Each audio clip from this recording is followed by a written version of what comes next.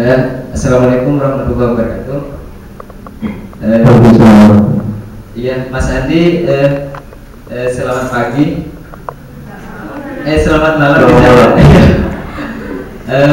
Iya Mas, ini dan teman-teman saya udah yang mau diskusi banyak, mau menimba ilmu dari Mas Andi, entah itu dari tentang ilmu fisika ataupun tentang semangat studi di luar negeri gitu Mas.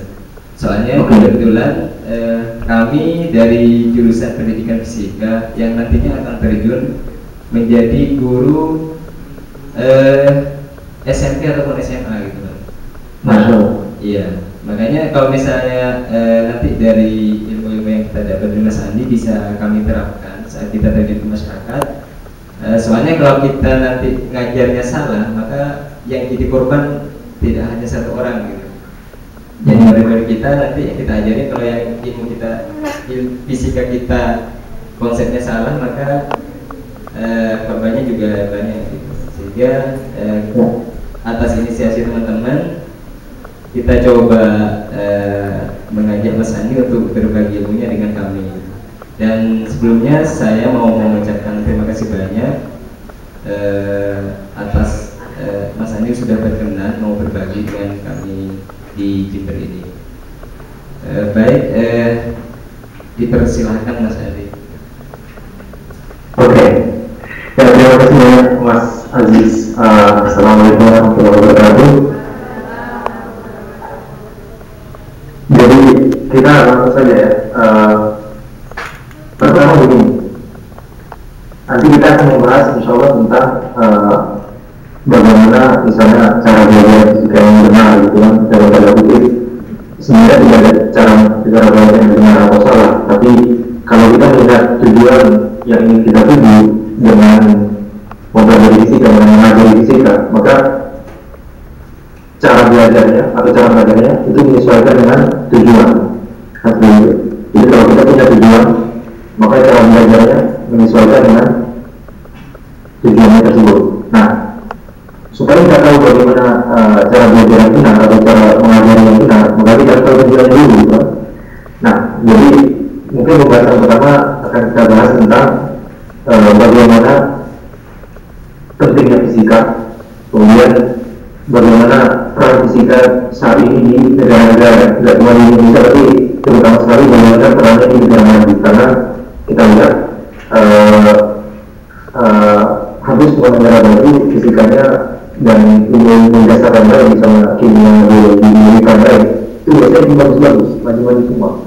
Jadi mungkinkah ada korelasi antara negara maju dengan seberapa maju ilmu IPA-nya, gitu. Jadi kita mengenai hal itu, kayak misalnya kita ingin membangun bangsa gitu kan. Kalau kita punya negara, maka paling tidak kita harus tahu bagaimana membangun infrastruktur di dalamnya. Kita harus mandiri, seperti yang banyak disebutkan misalnya dari orang-orang hebat di Indonesia. Salah satunya misalnya Pak Habibie atau Bung Karno. Kita harus mandiri. Dalam mandiri ini, kita tidak cuma bisa bersandar pada misalnya ilmu sosial atau ilmu ekonomi atau ilmu misalnya ilmu lain, tapi ilmu kita adalah ilmu yang benar-benar mendasari semuanya. Mari kita lihat. Dan kalau saya boleh bilang, ilmu MIPA misalnya kayak fisika, matematika, kimia, biologi itu lebih bermanfaat dalam pembangunan sebuah bangsa daripada ilmu teknik. Jadi misalnya teknik listrik, teknik elektro, teknik mesin dan sebagainya, itu masih sekunder. Yang lebih bermanfaat dari ilmu MIPA. Mengapa itu yang kita yakin? Itu akan ingin kita bahas sekarang gitu. Karena supaya kalau kita tahu bagaimana pentingnya ilmu MIPA terhadap sebuah bangsa, terutama untuk pendidikan Indonesia, maka kita akan bisa mengapresiasi lebih besar gitu. Karena banyak orang yang kita lihat, kalau misalnya kita bahas fisika gitu kan, ini apa manfaatnya, ini banyak matematiknya, kemudian konsepnya abstrak, misalnya tahu-tahu membahas tentang bola di papan ini, bidang ini juga, apa manfaatnya gitu dibandingkan dengan misalnya studi tentang teknik elektro misalnya atau teknik mesin misalnya, sudah kelihatan gitu, ya ada barangnya ini bisa dimanfaatkan ke sana, ini bisa dimanfaatkan ke sana. Cuma kalau misalnya kita bicara, misalnya ada orang bicara misalnya biologi atau kimia, pelajaran misalnya campur bahan ini dengan bahan itu, tidak begitu langsung jelas terpapan manfaatnya. Nah, jadi pertama kita lihat, kalau misalnya bidang-bidang ilmu teknik atau apalagi ilmu sosial gitu ya, ilmu sosial penting. Tapi kalau kita bahas masih pada bidang-bidang ilmu yang sifatnya alam, mari kita anggap ilmu teknik adalah bagian dari ilmu alam gitu kan. Maka mereka itu aplikasinya sangat terbatas. Contohnya misalnya teknik elektro, aplikasinya cuma di listrikan, ya kan?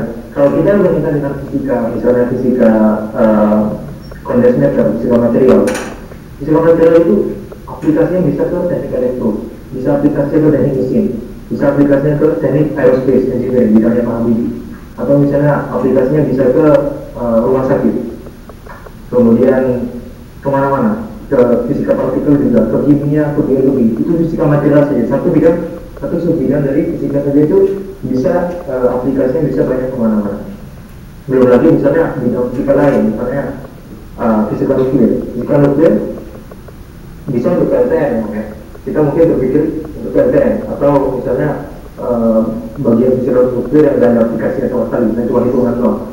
Tapi ternyata fisika nuklir bisa berguna untuk rumah sakit. Jadi banyak di rumah sakit yang maju, di bawahnya itu ada akselerator mini ya, akselerator mini untuk misalnya menghasilkan nuklir sehingga itu nanti bisa digunakan untuk radiasi untuk masalah kesehatan. Nah itu baru dua bidang. Bagaimana misalnya dengan bidang kosmologi misalnya, sama-sama fisika gitu. Nah jadi intinya adalah ilmu MIPA yang memang kita melihatnya kalau dalam buku-buku belajar gitu kan, itu kayaknya tidak ada sangkut pautnya dengan aktivitas sehari-hari atau tidak begitu bermanfaat kepada masyarakat. Itu ternyata sebenarnya banyak bermanfaat. Makanya cara melihatnya ini salah satu tips ya, salah satu tips yang mungkin berguna untuk kita semua. Cara melihat apakah suatu bidang itu benar-benar worth it, berguna untuk dipelajari atau misalnya berguna untuk pembangunan bangsa misalnya, itu jangan melihat di buku kuliah atau buku apalagi buku SMA atau buku SMP, jangan dilihat di situ, tapi dilihat di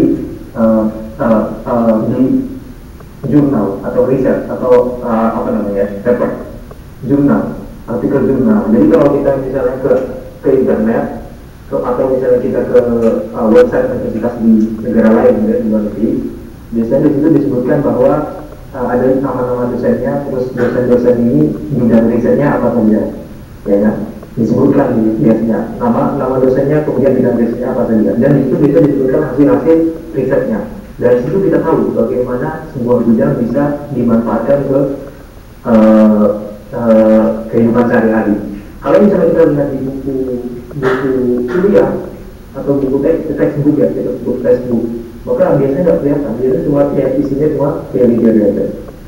Dan karena kebanyakan siswa, apalagi siswa SMP, SMA, apalagi orang yang masih kuliah pun di Indonesia, itu biasanya cuma disebutkan dengan textbook kuliah. Jadi nggak tahu ini nanti gunanya kemana, nggak tahu. Jadi visinya cuma terbatas pada itu saja, gitu. Itu yang membuat banyak orang bosan dengan fisika. Misalnya saya pengalaman waktu di SMA gitu kan, kita mendapat misalnya pelajaran optik gitu. Kita ingat gitu ya, ada misalnya terus kemudian kita ada sumber cahaya, terus kita tarik garis, terus sudut sini garis lagi, sudut situ gitu, di mana letak layar